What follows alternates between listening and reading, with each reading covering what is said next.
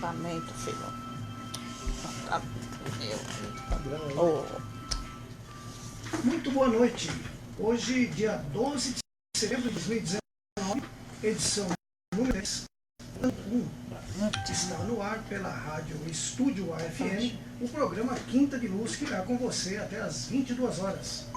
Fale conosco, o WhatsApp da rádio é o 989659829. Vamos repetir, né? 011 98 965 9829.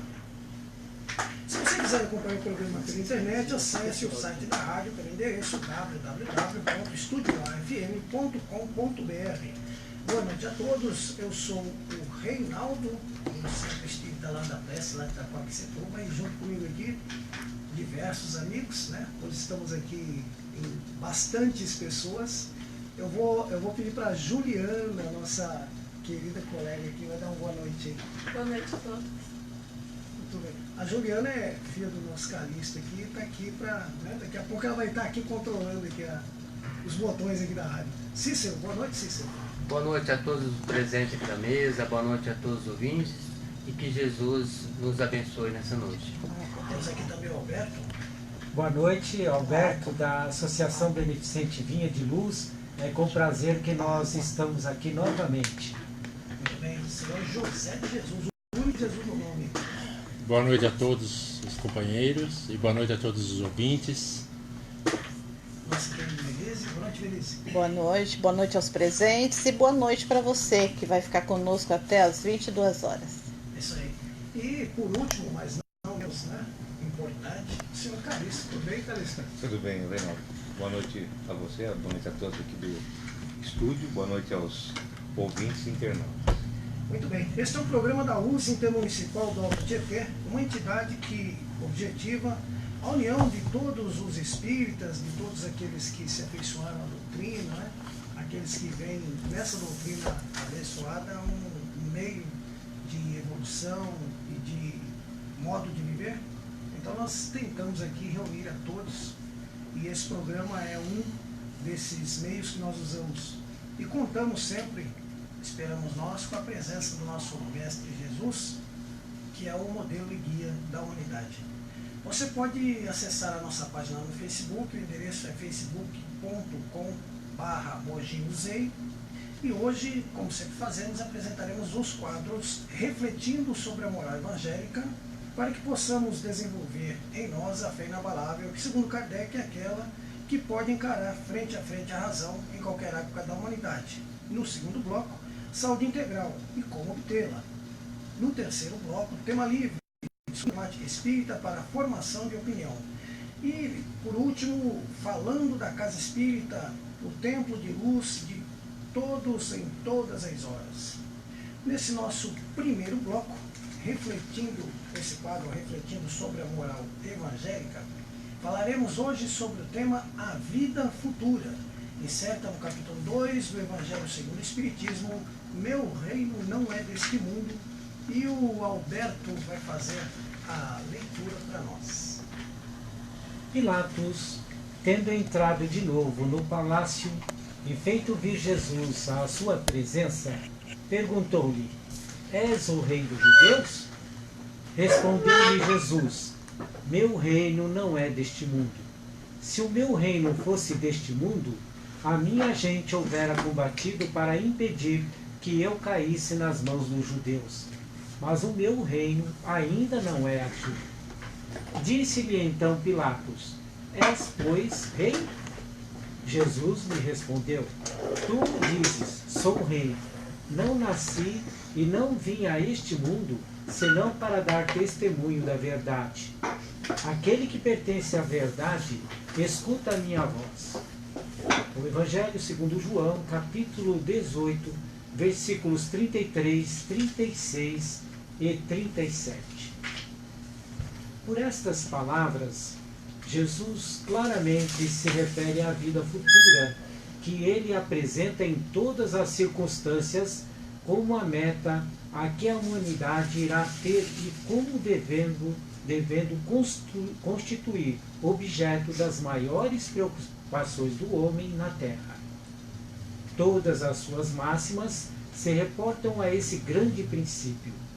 Com efeito, sem a vida futura, nenhuma razão de ser teria a maior parte dos seus preceitos morais, donde vem que os que não creem na vida futura, imaginando que ele apenas falava na vida presente, não os compreendem ou os consideram pueris. Esse dogma pode, portanto, ter tido como eixo do ensino do Cristo, pelo que foi colocado num dos primeiros lugares à frente desta obra, e que ele tem de ser o ponto de mira de todos os homens.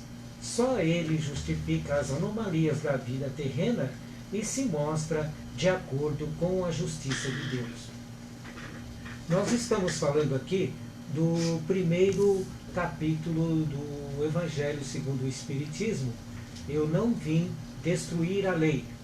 E então este momento, né, que Jesus fala com Pilatos, que ele é chamado lá, né, ele está mostrando para nós que não é deste mundo que ele está falando, né? Então é uma dedução que nós todos deveríamos fazer, mas que naquela ocasião era muito difícil para as pessoas conseguirem entender esta profundidade, esta vida espiritual, principalmente para os sacerdotes, os escribas, os fariseus, enfim, os mais letrados.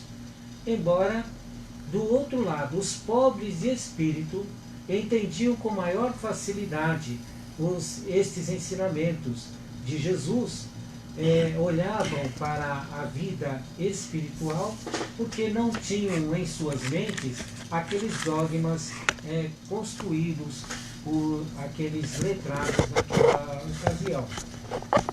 Hoje, nós passamos por um processo semelhante, porque muitas vezes nós somos ludibriados pelo materialismo, porque o materialismo ele tem tanta força que contaminou até as igrejas de várias denominações. E também muitos espíritas não conseguem entender a doutrina espírita dado o seu, digamos, o apego à vida material. E é assim que muitas pessoas buscam a assistência espiritual buscando resolver os seus interesses materiais, né? Então, quando Jesus nos dá essa mensagem, meu reino não é deste mundo, ele está mostrando para nós que é do mundo espiritual que ele está falando. Então, se nós nos dirigimos aos templos religiosos para encontrar Jesus, não vamos pensar, não vamos esperar de Jesus milagres para solucionar problemas materiais, né? Porque a vida material é um instrumento, uma ferramenta que nós utilizamos para a nossa elevação espiritual. Desta forma, nós devemos então avaliar os nossos interesses quando nós buscamos a assistência espiritual. Nós estudando os 4 evangelhos que cita Jesus, numa ótica espírita, nós vamos observando que Jesus nos falou de muitas coisas lá nos seus ensinamentos. Falou do mundo espiritual, das leis que nos regem, das muitas moradas, das muitas esferas que existem no mundo espiritual. Falou da imortalidade da alma. Jesus nos falou da reencarnação, quando ele disse: aquele que não nascer de novo não pode ver o reino de Deus. E é aquela passagem também onde ele diz que Elias já retornou como João Batista. Então Jesus falava de muitas coisas que hoje o Espiritismo nos traz novamente, porque o cristianismo a doutrina espírita é o cristianismo redivivo, que ressurgiu, que voltou à vida e nos traz muitas dessas verdades. E uma forma de nós não negarmos as virtudes de Deus, a única forma é através da lei da reencarnação, onde nós entendemos aquelas ditas injustiças nos dias de hoje, sem negar a bondade de Deus, a justiça de Deus, a imparcialidade. Então só através da reencarnação, que Jesus já citava, né, por parábolas, nós vamos ver que realmente esse entendimento da vida futura nos ajuda muito a vivermos bem na vida presente, na vida material, porque nós também temos que nos preocupar um pouquinho com a vida material, porque nós somos no mundo material. Mas como diz Jesus, cuidai das coisas espirituais, que o demais lhe será acrescentado, né? Então nós devemos ter esse entendimento para viver bem. Muito bem. Vamos lá. Eu gostaria de perguntar para o Alberto. Ele falou com relação aos pobres de espírito. Gostaria que você desse uma explicação para o pessoal o que quer dizer pobre de espírito. No meu entendimento, os pobres de espírito são aquelas pessoas que não têm cultura de um determinado ponto de vista, não é?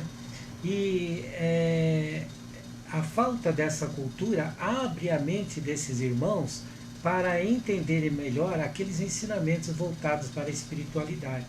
É assim que nós olhamos as pessoas que são mais simples, entenderem melhor as leis de Deus, entenderem melhor a prática do Evangelho, do que as pessoas que são letradas.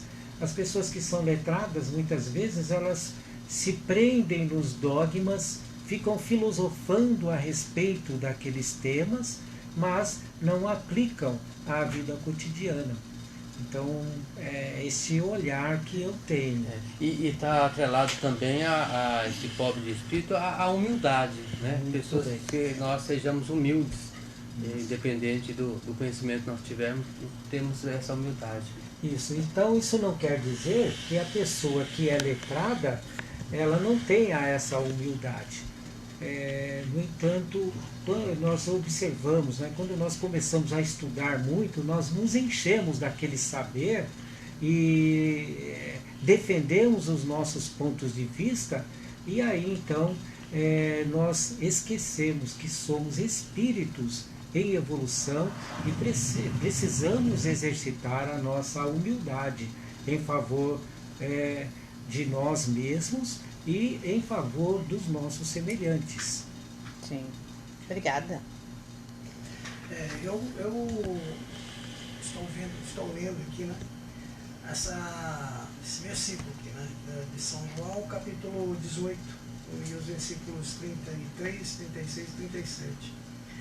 E é interessante que Jesus, ele diz aqui que ele veio ao mundo, ele diz assim, não vim a esse mundo senão para dar testemunho da verdade, né?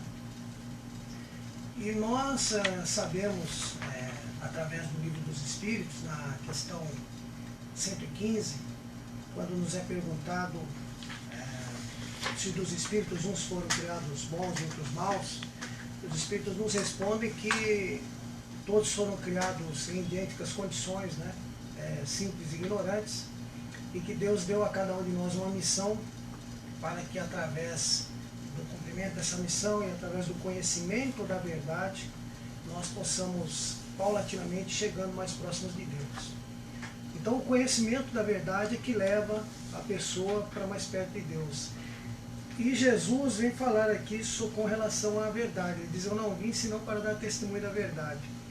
E aí a gente fica pensando o que seria essa verdade, né? Porque é uma coisa muito importante. Se a gente pensar que o conhecimento da verdade é que nos aproxima de Deus. E Jesus diz, eu vim a esse mundo, se não para outra coisa que não dar o testemunho da verdade. E Jesus dizia, eu estou no Pai e o Pai está em mim, que ele já tinha atingido essa verdade. Isso para nós é de suma importância. E eu fico pensando o seguinte, a verdade, isso aí já é a área da filosofia, né? A verdade é uma virtude que vem de Deus, né? A mentira é coisa nossa, mas a verdade é virtude. E a verdade, ela não pode ter meia verdade. Não existe meia verdade. Ou é verdade ou não é, né? Não existe um pedaço de verdade, não existe, né, um percentual de verdade. Verdade é verdade, acabou. É uma coisa absoluta, como Deus é absoluto, né? Porque emana de Deus. E nós estamos a meio caminho. Nós, a meio caminho, eu estou sendo muito bondoso na avaliação, né? Nós estamos no começo do caminho da nossa evolução espiritual. E para nós, se nós estudamos a história da humanidade, nós vamos perceber que a nossa verdade vem mudando de tempos em tempos. A gente até tem um costume de dizer assim, a minha verdade não é igual à sua, né? Como se a verdade pudesse ter duas facetas diferentes, né? E nós, aquilo que nós acreditávamos que era verdade há 50 anos atrás, hoje nós descobrimos que não é. Por exemplo, quando eu estudei, aí eu vou denunciar a idade, mas é assim, né? Eu sabia que o átomo era a menor partícula indivisível. Quando eu estudei, na minha época, biologia se falava o átomo é a menor partícula indivisível. Hoje a gente já sabe que o átomo é divisível pra caramba, né? Da física, né? O átomo é divisível, né? Porque a gente agora aprendeu que ele tem um monte de elementos, ele tem o núcleo, que esse núcleo pode ser dividido, enfim. Essas partículas aceitam divisão. Então, aquilo que era verdade há 30 anos atrás, hoje já modificou. A ciência vai tomando novos rumos, né? E aí eu fico pensando quando é que a gente vai atingir essa verdade que nos aproxima de Deus, porque como nós estamos ainda em um período de evolução, nós temos que nos esforçar muito para chegar a ser como foi Jesus, que já tinha o conhecimento dessa verdade absoluta, né? Nós ainda estamos passando ainda por uma fase em que de tempos em tempos nós mudamos nosso conceito de vida, o nosso conhecimento, a nossa avaliação das coisas. Então, aquilo que eu penso hoje, eu não pensava ontem. E provavelmente o que eu estou pensando agora, eu não pensarei amanhã, né? Porque nós estamos numa ascensão. Então, quando a gente vê que Jesus, dizendo para nós, né, que ele veio dar o testemunho da verdade, e quando nós vemos no Livro dos Espíritos, eu não me lembro a questão, não sei se é no 625, que se fala qual o ser mais iluminado que Deus mandou à Terra para servir ao homem de guia e modelo, né, da humanidade, e a resposta é ver de Jesus, né? Nós temos que nos espelhar nos atos do Cristo e na proposta que ele veio trazer para nós, para que nós possamos adiantar, acelerar essa nossa busca pela verdade. Porque todos nós estamos encarnados aqui, além de estarmos encarnados para fazer o bem, que é a única coisa que se deve fazer nessa vida, segundo os Espíritos, o único objetivo da vida, né, a questão 860 no Livro dos Espíritos, além de fazer o bem e resgatar algumas coisas que a gente já andou fazendo lá atrás e passar por algumas provas, a gente está aqui para tudo isso, para buscar essa verdade absoluta, né, que um dia nós vamos chegar até ela. E é por isso que Jesus diz para nós, conhecereis a verdade, né? E a verdade, é essa verdade que nos leva perto de Deus, é aquela verdade da a vida além da vida, do Espírito eterno, né? De estarmos além dessa passagem material que nós temos aqui, desse nosso corpo físico. Quando nós desencarnarmos, nós vamos entrar lá numa das várias moradas da casa do Pai, de acordo com as nossas vibrações, de acordo com as nossas intenções, de acordo com os sentimentos que carregamos. Então essas verdades é que nós precisamos buscar. E essas verdades a gente tem que buscar enquanto a gente está encarnado, não é desencarnado não, porque desencarnado você está diante de tanta clareza, né? De tanta justiça, não é? Porque eu estava até pensando hoje, a separação do joio e do trigo é na desencarnação que ela ocorre. De acordo com a tua vibração você vai para algum lugar. Né? Joio é joio, trigo é trigo, não dá para enganar. Né? Então você pode ir para o umbral, pode ir para o nosso lar, vai depender, né? Mas vai, não é? É ali que ocorre, aí a gente fala de julgamento final, não sei o quê. Então isso é uma reminiscência que a gente guarda das outras encarnações que a gente teve, né? Ele fala, vai ter um juízo final. Então, o juízo final é aquele negócio, desencarnei e agora, para onde que eu vou, né? Deixa eu ver como é que estão os meus sentimentos, como é que está a minha vibração, e deixa eu ver em que andar, né, da escala espiritual que eu estou morando. É para lá que eu vou. Eu não consigo ir além disso, né? Então, a gente busca agora, enquanto a gente está encarnado, esse conhecimento da verdade. E a gente só consegue fazer isso através do estudo, através da dedicação, através da busca dessa religiosidade, mas não é essa religiosidade voltada para o campo material, né? Eu sou religioso porque eu preciso de um emprego, eu sou religioso porque eu preciso me dar bem nos negócios, eu sou religioso porque eu preciso me religar com Deus, não é? No sentido da acepção da palavra, né? De nos ligarmos a Deus, Criador de todas as coisas, do qual eu ouso dizer que nunca nos desligamos, porque quando tentamos nos desligar, ele nos puxa para ele através do sofrimento, né? Então existe uma lei que é imutável e eu acredito que a gente não pode ultrapassar algumas balizas, algumas diretrizes, porque o negócio é feio, a gente é puxado de volta e aí é aquilo que Jesus diz, né? Haverá choro e ranger de dentro, mas o negócio vai. E nesse sentido, Reinaldo, é que a gente diz, como você falou, é que o livre-arbítrio ele é relativo. Ele não se dilarga ao nosso bel prazer. Porque na medida em que nós nos encontrarmos ultrapassando essas barreiras, esses limites, nós somos como que imantados, né? Nós somos puxados novamente para o caminho.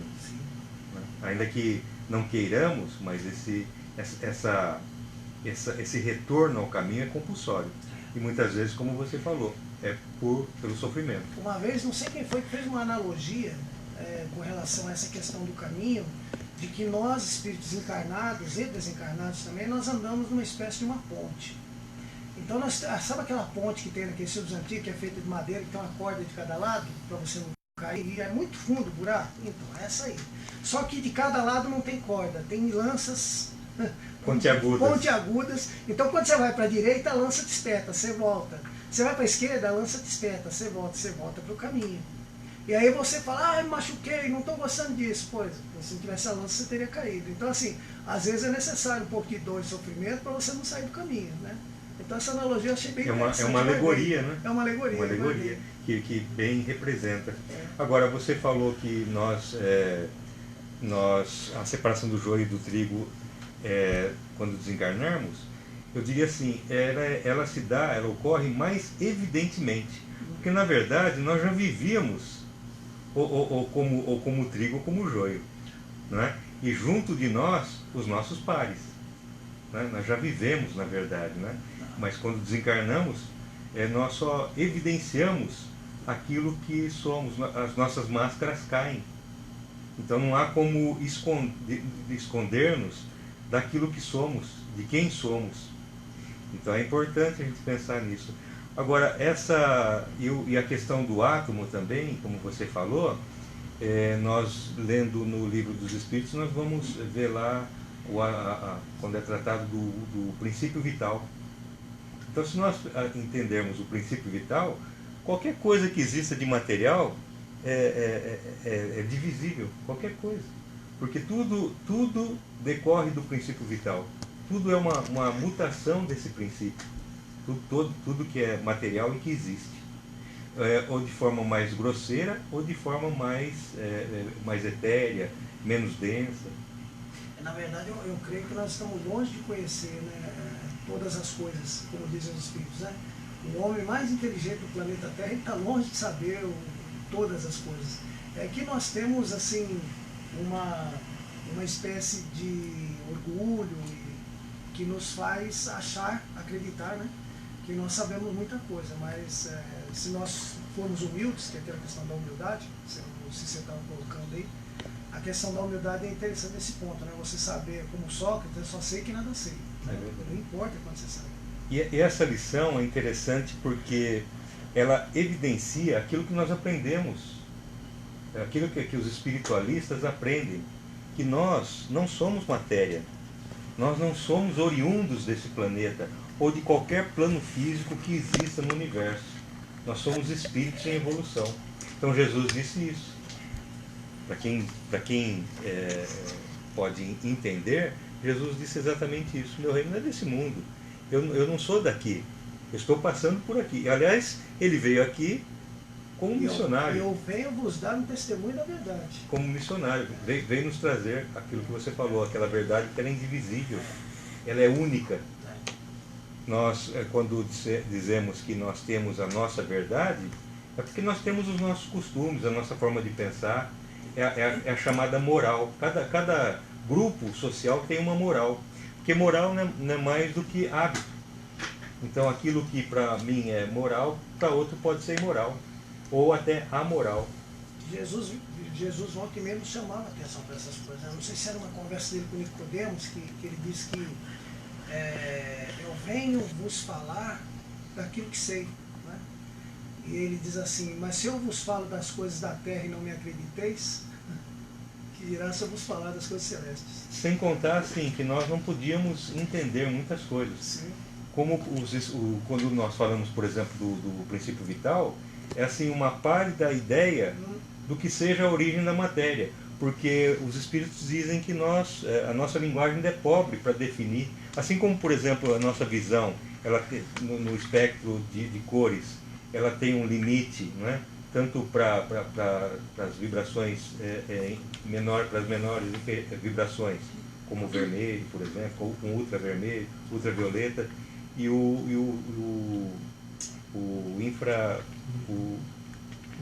infravermelho e o ultravioleta. É ultravioleta. Então, quer dizer, aquele espectro de cores que a nossa visão consegue detectar, assim como sons. Como são infrassons e ultrassons. Como sons, exatamente.